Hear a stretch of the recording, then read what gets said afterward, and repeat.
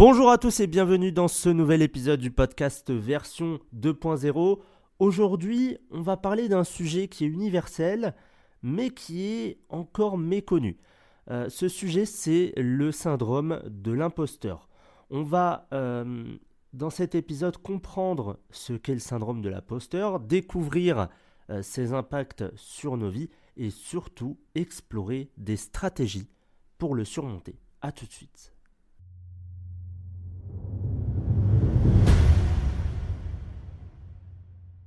Alors, le syndrome de l'imposteur, il a été identifié pour la première fois par les psychologues Pauline Clance et Suzanne Imes en 1978. Le syndrome de l'imposteur, c'est un sentiment constant de doute qui peut toucher n'importe qui, peu importe son niveau de compétence ou alors son domaine d'activité. Et ce qui est frappant, c'est qu'il ne fait aucune distinction. Ça peut affecter un étudiant, un artiste, un scientifique ou même un PDG. Qu'importe, il n'y a aucune distinction, ça frappe n'importe qui. Et j'ai un exemple, Tom Hanks, qui dans une interview a déclaré « Je me demande toujours quand est-ce qu'ils vont découvrir que je suis une fraude et que je ne mérite pas tout ça ?» Alors imaginez cela venant d'un acteur qui a été plusieurs fois oscarisé. Ça montre finalement à quel point ce syndrome n'a rien à voir avec vos compétences réelles. Et il y a finalement des signes typiques qui permettent de reconnaître le syndrome de l'imposteur. Vous allez attribuer par exemple vos réussites à la chance ou à des facteurs extérieurs, plutôt qu'à votre talent ou à votre travail. Vous avez peut-être peur d'être démasqué par vos collègues, par vos proches ou par votre public, comme Tom Hanks. Ou alors vous allez minimiser vos succès. Même face à des compliments, vous pensez que ce n'était pas si difficile, c'était simple, c'était pas très compliqué. Voilà, vous allez trouver des phrases de ce genre-là. Alors pourquoi ça arrive ? En fait, le syndrome de l'imposteur, il peut être lié à des expériences précoces. Il peut y avoir, par exemple, des parents qui étaient très exigeants, qui fixaient des standards qui étaient irréalistes. Vous avez pu peut-être avoir une éducation où l'on valorisait la performance avant tout, ou alors une pression sociale qui est exacerbée, notamment par les réseaux sociaux où tout le monde semble parfait, tout le monde a la belle vie, tout le monde a la dernière voiture, tout le monde est riche. Ça, ce sont des signes qui peuvent alerter et qui peuvent dire que vous avez le syndrome de l'imposteur. Alors, maintenant, quelles sont les conséquences du syndrome de l'imposteur ? C'est pas juste un petit doute passager. Ça peut vraiment avoir des effets concrets sur votre vie, sur votre carrière et sur votre bien-être. Le premier point, c'est le plan professionnel. Là aussi, un exemple, celui de Howard Schultz, qui était l'ancien PDG de Starbucks. Il a construit Starbucks en une marque mondiale et il a avoué avoir ressenti le syndrome de l'imposteur lorsqu'il a pris la tête de l'entreprise. En fait, il se demandait constamment s'il était à la hauteur des attentes des actionnaires et de ses employés. Et donc finalement, ce syndrome, ça peut vous empêcher de postuler à des postes ou à saisir des opportunités par peur de l'échec. Et vous pouvez aussi compenser par un surinvestissement au travail et en travaillant davantage que nécessaire. Et on sait où ça mène, bien évidemment, puisque ça peut aller au burn-out. Donc ne jamais surinvestir à son travail. Travaillez, faites votre travail, mais ne faites jamais plus parce que sinon vous pourrez avoir un burn-out. Alors il y a aussi le plan personnel. Le fait d'avoir cette autocritique constante, ça peut provoquer une baisse d'estime de soi, du stress et de l'anxiété. Et finalement, vous allez avoir du mal à célébrer vos succès ou alors reconnaître votre propre valeur. Et dernier point, c'est les relations. Vous allez constamment chercher une validation extérieure. Vous allez constamment avoir besoin d'une validation auprès des autres. Ou alors au contraire, vous allez vous isoler par peur du changement. Donc vous allez peut-être avoir cette phase où vous vous dites bon bah je préfère rester dans mon coin, j'ai peur qu'on me juge, j'ai peur qu'on me dise qu'on me critique, etc., etc. Ou alors vous allez voir les gens et vous allez leur dire alors c'est comment, qu'est-ce que je dois faire, etc., etc. Donc vous voyez que finalement le syndrome de l'imposteur, ça peut toucher tout le monde.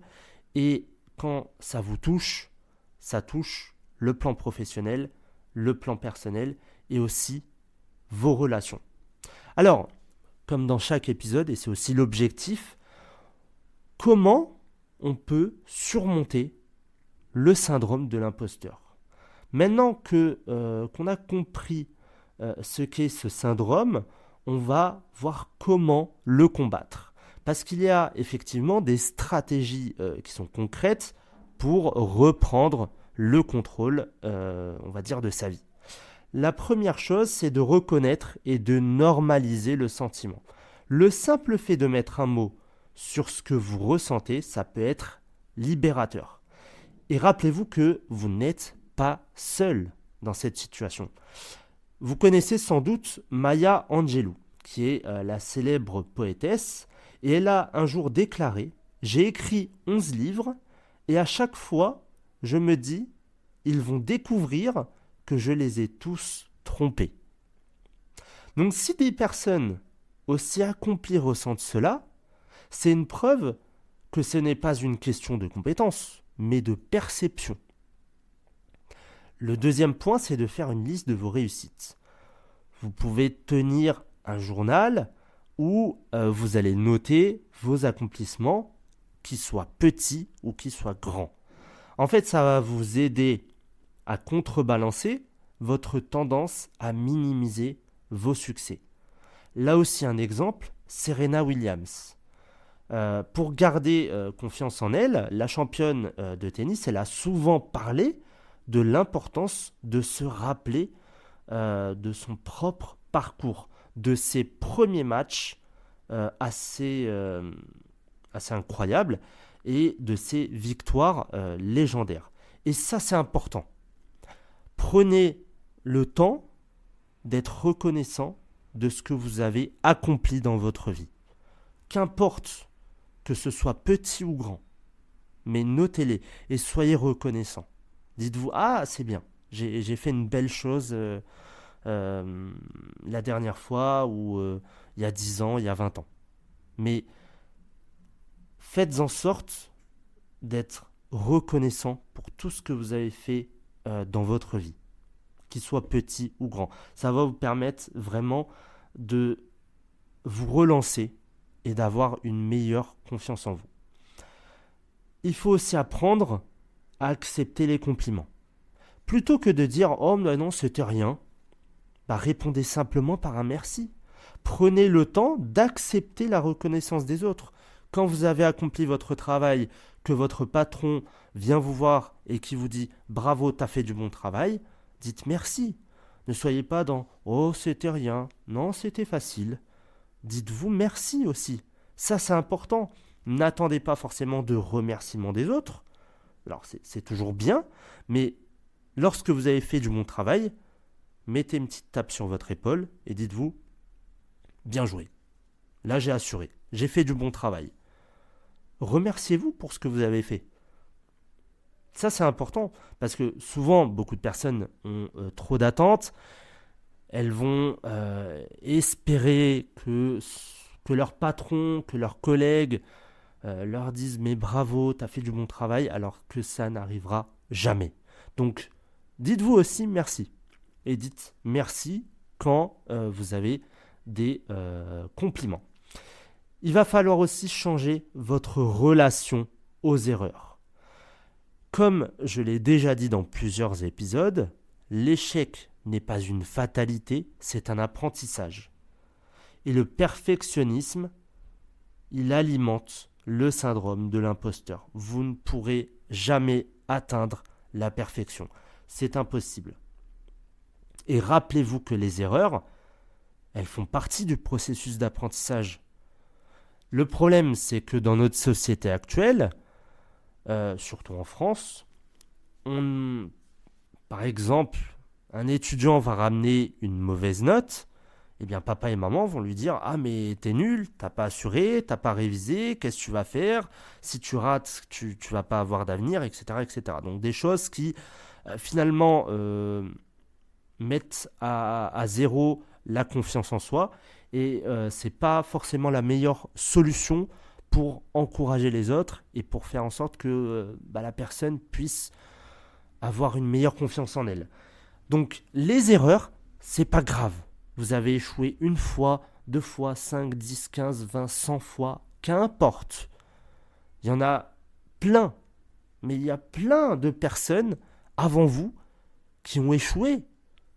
Et pourtant, elles se sont relevées à chaque échec. Parce que finalement, chaque erreur est un apprentissage. Et ça, il faut vraiment que dans notre société aussi, mais que vous puissiez vous mettre ça en tête. C'est que c'est pas parce que vous avez échoué que vous êtes un bon à rien. C'est pas parce que vous avez échoué que vous aurez aucun avenir. C'est pas parce que vous avez échoué que vous êtes bête. Non, c'est juste que il y a peut-être un moment donné, chaque personne doit avoir son propre temps. Peut-être un temps d'adaptation, peut-être un temps de compréhension pour arriver à son objectif. Qu'importe si ça prend 5 heures, une journée, une semaine, un mois, 10 mois, un an, on s'en fiche complètement. C'est pas le plus important. Ce qui est important, c'est de se relever après chaque échec et de continuer à avancer. Il y a aussi le fait de chercher un mentor ou alors un groupe de soutien. Mais parler avec des personnes de confiance, c'est hyper utile. En fait, vous allez aussi pouvoir vous allez pouvoir aussi rejoindre des groupes ou des communautés où ce sujet est abordé. Mais parlez avec des personnes qui vous inspirent, qui vous donnent confiance. Je vous assure que c'est utile. Faites l'essai et vous verrez que vous ne serez plus la même personne dans 1 an, dans 2 ans ou dans 5 ans. Parce que finalement, ces personnes-là, elles vous poussent à aller de l'avant. Et elles vont vous dire, c'est bien, bon travail. Et quand vous allez être à terre, elle va vous dire, c'est pas grave, relève-toi et avance. Et si tu retombes, c'est pareil. T'avances. T'auras appris, d'ailleurs, de tes erreurs, et tu vas continuer à avancer. Et finalement, lorsque tu auras un obstacle, tu auras par le passé compris qu'il fallait pas faire ça, ça, ça, et tu vas passer l'obstacle. Et dernier point, c'est de réfléchir à ces pensées qu'on peut qualifier d'automatiques. Quand vous vous dites « je ne suis pas assez compétent », demandez-vous quelle preuve objective ai-je de cela? Est-ce que c'est vraiment un fait ou juste une peur? Parce que finalement, vous vous auto-sabotez. Quand vous dites « je ne suis pas assez compétent, je suis nul, je ne suis pas assez qualifié, je ne suis pas assez riche, je ne suis pas ceci, je ne suis pas cela », ça vous rabaisse. En fait, c'est comme si vous montiez sur l'échelle et qu'à chaque fois que vous montiez, eh bien vous cassez la marche sur laquelle vous êtes. C'est pas... Il y a beaucoup de personnes malheureusement qui font ça aujourd'hui, c'est de se dire mais j'y arriverai pas, parce que je suis pas comme ça, parce que j'ai pas ça, parce que lui il est meilleur, parce que... Il y a trop d'excuses. On est tous uniques. Donc finalement, on va pas avancer de la même manière. Et parfois, c'est sous le coup d'une émotion comme la colère où on va dire ça. C'est pas le plus intéressant pour vous. Vous avez un objectif, vous avancez. Vous tombez, vous vous relevez. Point barre. Il n'y a pas 1001 façons de faire les choses. Vous avez un objectif, il est droit devant vous. Vous l'avez en visu. Et bien c'est maintenant. Avancez. N'ayez pas peur de l'échec, n'ayez pas peur du regard des autres, n'ayez pas peur des critiques des autres, parce que je sais que beaucoup de personnes pourront vous critiquer. Mais qu'importe, ces personnes-là ne vivent pas votre vie. Donc avancez et arrêtez d'avoir ces pensées négatives à chaque fois. Pour cette dernière partie, je vais vous partager aussi des citations et des anecdotes qui sont inspirantes. Michelle Obama, pendant une grande partie de sa vie, elle a ressenti finalement ce fameux syndrome de l'imposteur. Et elle a parfois eu l'impression de ne pas être assez bonne. Et pourtant, tout le monde la connaît, vous la connaissez, elle est devenue une figure mondiale d'inspiration et de leadership. Il y a aussi Albert Einstein qui disait « Je me sens parfois comme un imposteur car tout ce que j'ai accompli semble ne pas être réellement à moi. » C'est aussi la preuve que même un génie peut en douter. C'est quand même Albert Einstein, tout le monde le connaît. Donc même lui peut avoir des doutes. Donc voilà, pour cet épisode, donc, le syndrome de l'imposteur, ça peut être un véritable frein. Mais il ne doit pas vous définir. En fait, il faut reconnaître ce sentiment et adopter des outils concrets et aussi changer la manière dont vous percevez vos succès. Et rappelez-vous que vous êtes capable et légitime. Vos réussites, ce ne sont pas le fruit du hasard, mais de votre travail et de vos talents. Merci d'avoir écouté cet épisode. Si vous avez aimé, partagez-le avec quelqu'un qui finalement pourrait en bénéficier. N'hésitez pas à commenter, que ce soit sur les différentes plateformes de podcast ou sur YouTube.